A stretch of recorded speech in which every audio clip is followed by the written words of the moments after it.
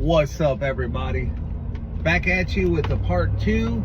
A little bit more about intuition today. Short and simple.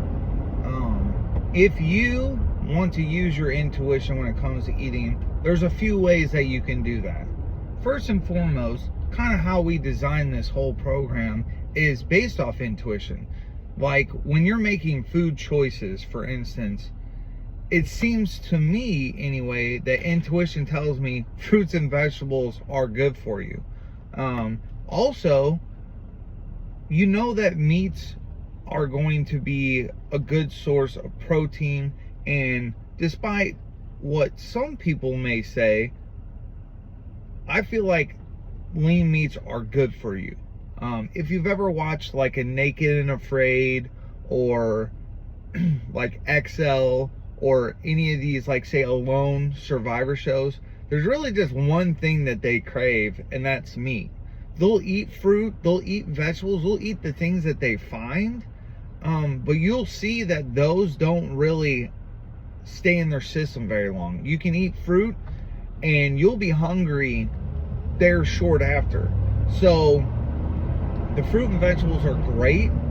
You need the protein to be satiating, and you know that's what, like we mentioned before, is going to help sustain your lean body mass. And if you're in, say, a muscle growth phase, that's what's going to give you the building blocks to grow. So use intuition first and foremost for your food choices. This is going to be maybe a little bit different per person, but overall, whole foods intuitively are the healthiest. So let's start there. Okay, if you're going to use intuition when it comes to how much food you eat, say like sometimes I will typically weigh my food, but my wife September, she'll eyeball it and say, you know, that looks to be the right amount. Usually you can use a good size plate that's appropriate size, so when you put food on there, it looks to be right. They've said, like say for meat, for instance, you know, a deck of cards, the size of a deck of a card is about 3 to 4 ounces of meat. So you can use those references to eyeball your amounts. The nice thing, say, about vegetables are you're going to really have trouble overeating vegetables. Broccoli, I believe, is 25 calories a cup. Good luck overeating that. You're gonna eat 8 cups of broccoli in one sitting. If you do, you'll have a whole 200 calories, which not a lot of calories in my opinion. So use your intuition when it comes to portion sizes, you know, and that will allow you to, over time, say if you do use a scale or measuring, say if you're in the situation where you don't have that, you won't be left with nothing. You still have your intuition. You can eyeball it. You can use, you know, your plate as a reference point. And the other thing is, say if you think, oh, this is about how much I want, but you start to realize that you're getting a little full, that's one time where you can say, hey, you know, do I really need to eat all this food? I think we've all heard the phrase of like, clear your plate, eat all your food. And I think this is kind of a bad statement. I mean, is this coming from years and years and years ago where money was tight, you know, food was not as available as it is now? And I can see how wasting food was a bad thing. But the thing is, if you just simply put less on your plate, it doesn't change how much food that you've cooked. So it seems a little silly to me to say, oh, well, you must clear your plate. Just use 80% is one of the best rules I've heard. 80% full. If you eat until you're 80% full, like let's just say 100% full, you're probably uncomfortable.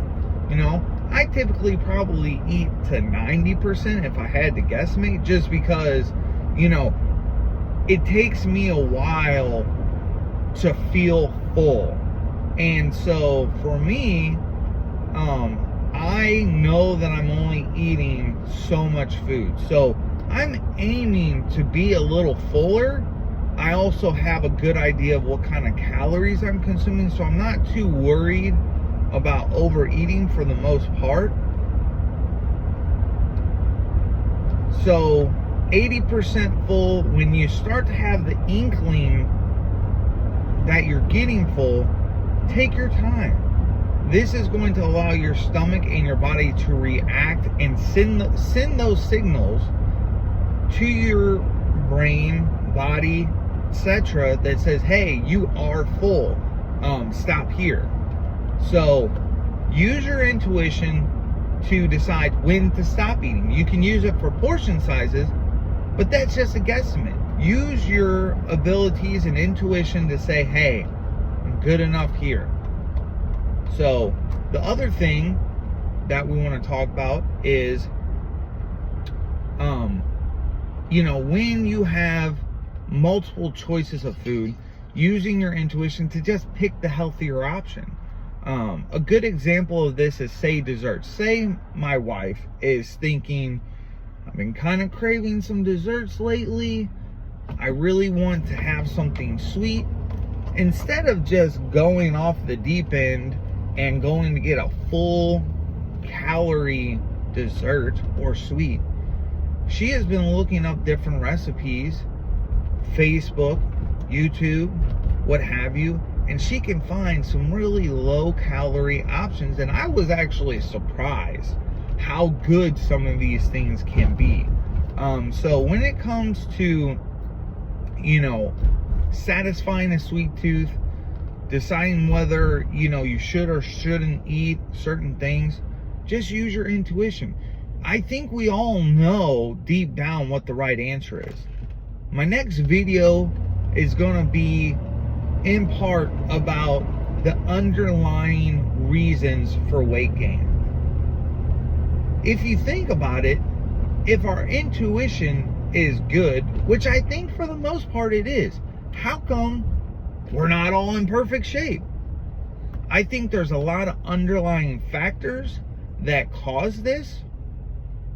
So we'll review some of that in the next video and get down to what is it that's really causing this overeating, because we all know what is healthy.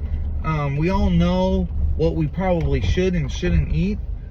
So if that's the case, why are some people overweight? So few good points there. At the end of the day, intuition is going to be a little bit different for everyone, but I think we all have it. So when it comes to making food choices, portion control, you know, how full you are, take your time and just think about it.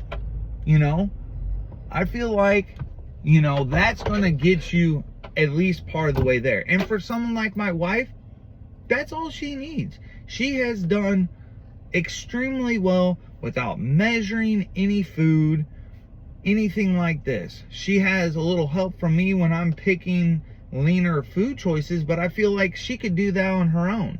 And so use your intuition to your advantage. Don't allow, you know, your emotions to overcome your intuition. So a little food for thought. There may be a little bit more than that. Sometimes when I make these videos, I don't cover everything. You know, I forget this, I forget that. So those are the basics. This is part 2. Thanks for watching. Like, comment, subscribe. Have a great day, y'all. Peace.